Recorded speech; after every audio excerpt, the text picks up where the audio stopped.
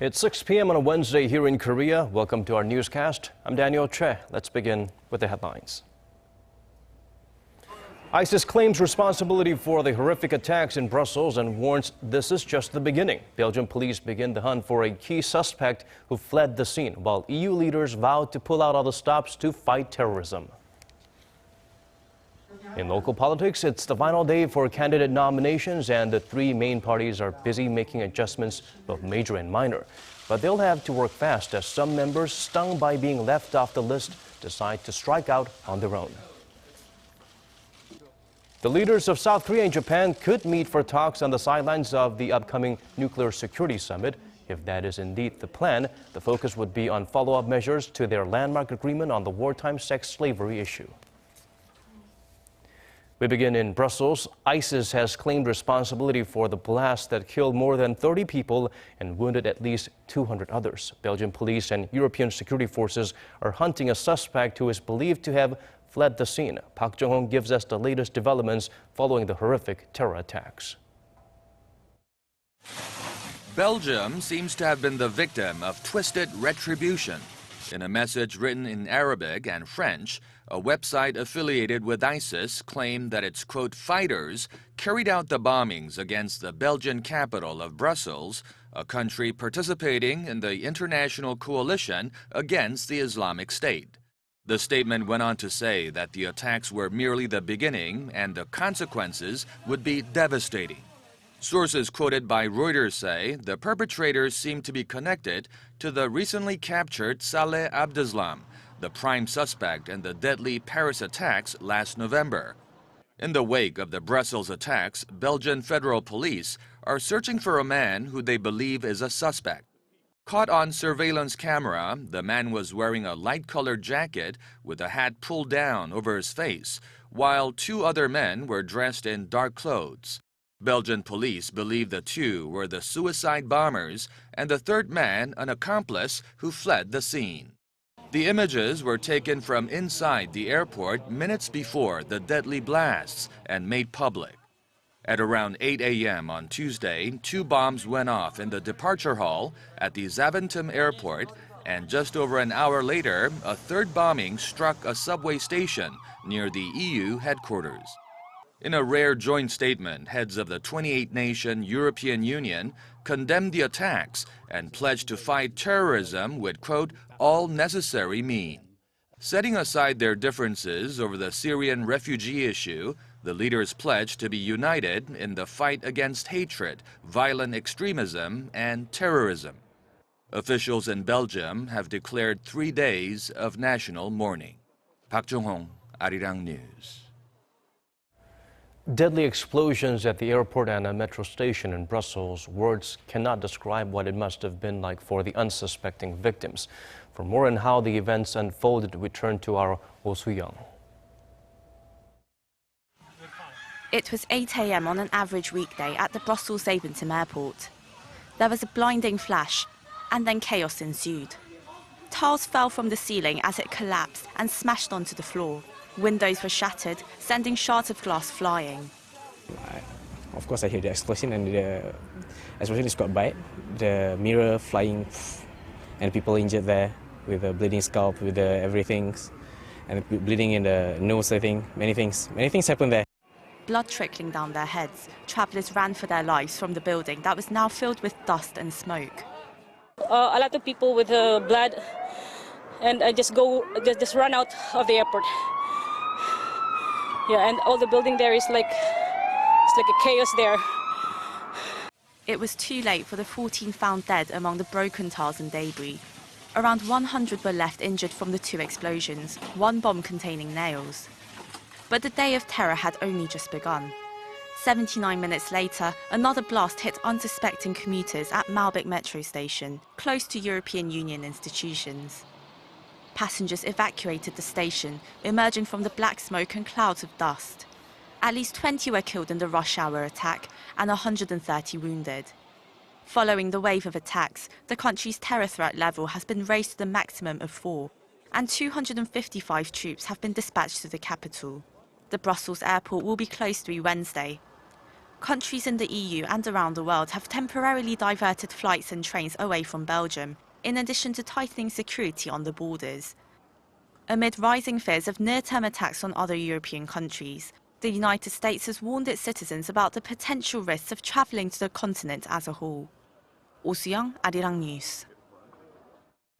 Turning to the local political arena now, with just 3 weeks to go before Korea heads to the polls for a general election, the country's political parties are racing to wrap up a chaotic nomination process before candidate registration begins tomorrow. Shin Se-min updates us on the ever-changing complexion of the local political realm. On the last day of the candidate nomination period, the ruling Saenuri Party said goodbye to 2 more of its lawmakers. It's the latest in a series of defections from the party by lawmakers who have been eliminated from the nomination process. A key member of the pro-President Park Geun-hye faction, Yoon Sang-hyun, said Wednesday he will run as an independent after he was left out. In a recently leaked phone call, the president's former special political advisor was heard using a profanity while criticizing party chair Kim Moo-sung. In the meantime, the ruling camp's leadership and nomination committee have yet to decide the fate of another key member, Yoo Seung-min. Yoo is the party's former floor leader and was an ally of the president until last year, when his criticism of her policies led to a split between the two. The delay in the nomination committee's announcement is cutting Yoo's options.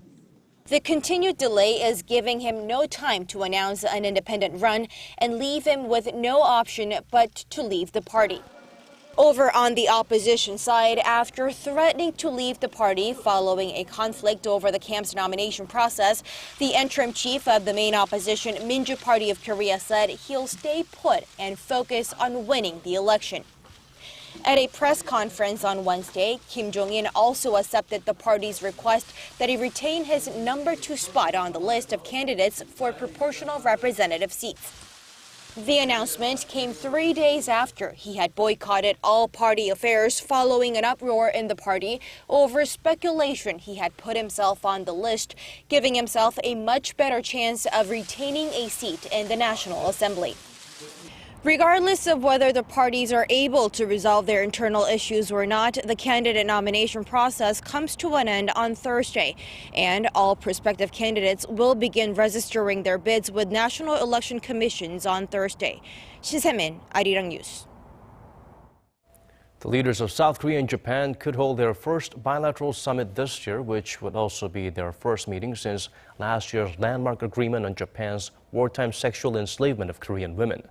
According to Japan's Asahi Shimbun newspaper Wednesday, President Park Geun-hye and her Japanese counterpart, Prime Minister Shinzo Abe, are working to arrange a meeting on the sidelines of the Nuclear Security Summit that kicks off in Washington at the end of this month.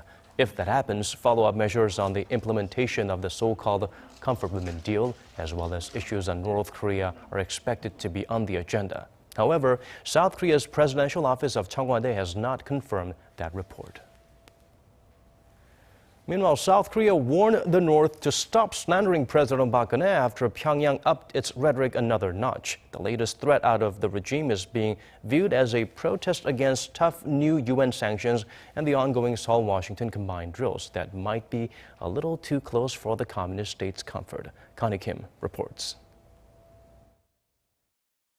A, quote, retaliatory battle of justice to eliminate President Park Geun-hye's supporters was a message on Wednesday from North Korea's Committee for the Peaceful Reunification of the Fatherland, which also warned that South Korea and the U.S. face a miserable end. The message issued on Wednesday is an apparent protest against a South Korean Air Force drill this week that simulated an attack on a key North Korean facility. Ratcheting up the rhetoric against the South, the committee also said the warfare could start inside or nearby the presidential office of Cheongwade.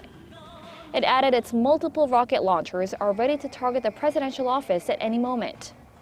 Seoul's Unification Ministry called on North Korea to stop making these base and vulgar terror threats and warned it would counter future provocations.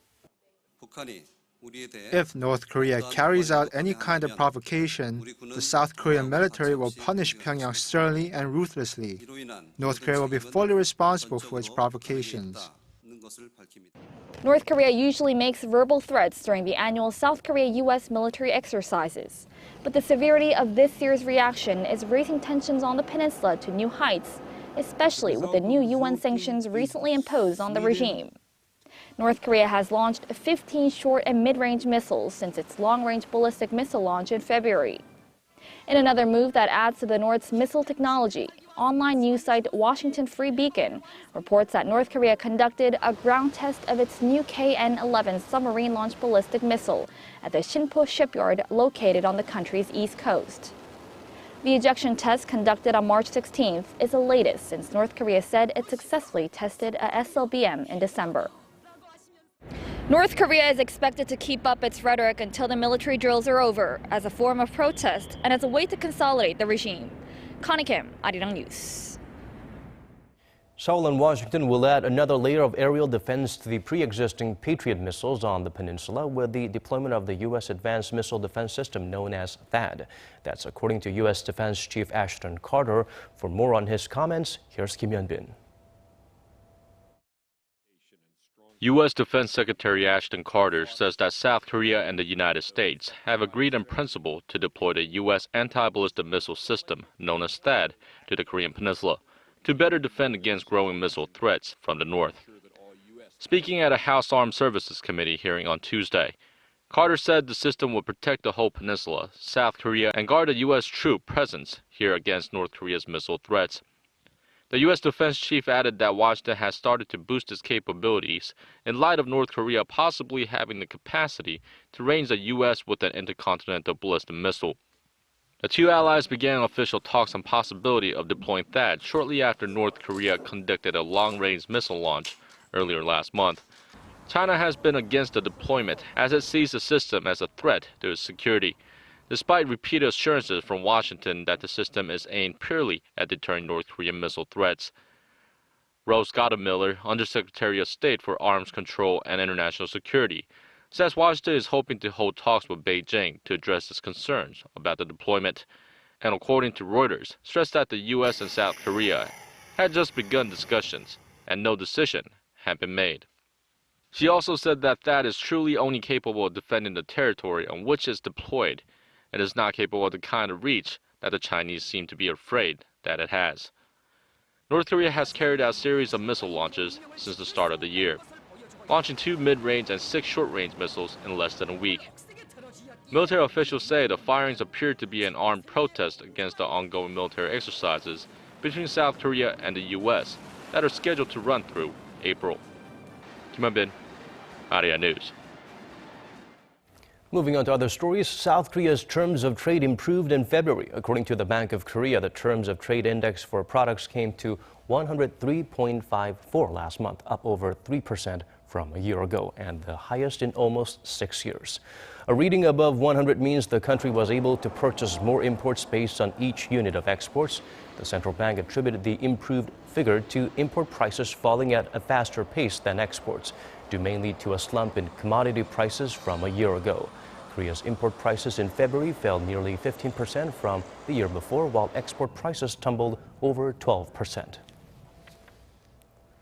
The Korean government has laid out plans for preventing the spread of the Zika virus after the country confirmed its first case this week. Kim Ji-yeon has more on the rapid response. Korean government officials and representatives from the ruling Saenuri Party met at the National Assembly on Wednesday to discuss preventative measures against the Zika virus outbreak. At a briefing after the meeting attended by Health Minister Chung Jin-yeop and the Director of the Korea Centers for Disease Control and Prevention, Chung Ki-seo, the group announced plans to increase the number of inspection and quarantine units in the country.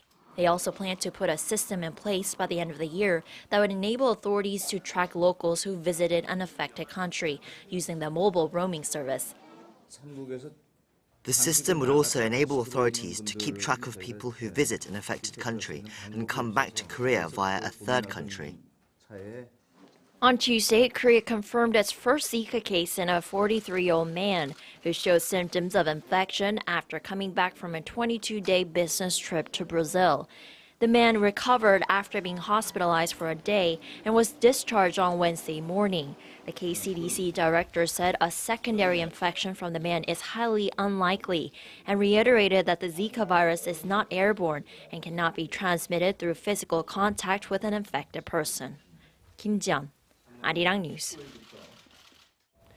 U.S. President Barack Obama has wrapped up his visit to Cuba. It was a busy three-day stay that included a meeting with Cuban President Raul Castro, a speech, and a bit of sports diplomacy. Park Ji-won has a wrap-up of the historic trip.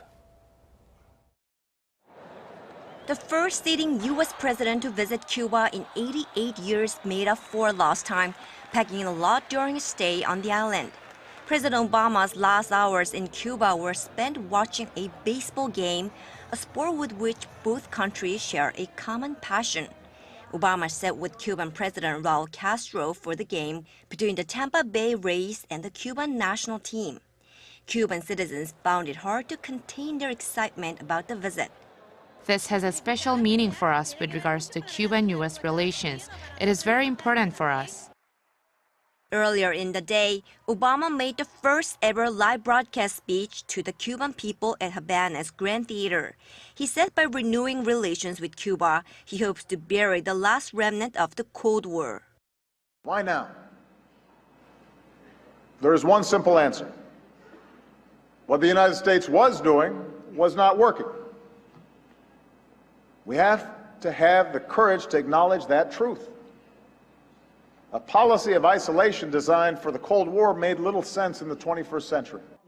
Despite their economic and political differences, Obama stressed the common heritage between the countries and said they will soon begin cooperation in various fields such as agriculture, education, and law enforcement. Obama also stressed the value of democracy and human rights and reconciliation. I believe that every person should have the freedom to practice their faith peacefully and publicly.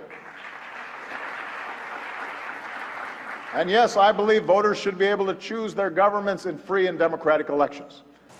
Obama held a private meeting with Cuban dissidents and civil society leaders, including independent journalists and a gay rights advocate, at the U.S. Embassy on the same day. In December last year, Obama and Raul Castro announced the historic ending of their 56-year-old estrangement since Cuba's 1959 revolution. President Obama is now in Argentina for summit talks with the South American country's new president, Mauricio Macri. Park Ji-won, Arirang News. That's all we have for you at this hour. Thank you for watching.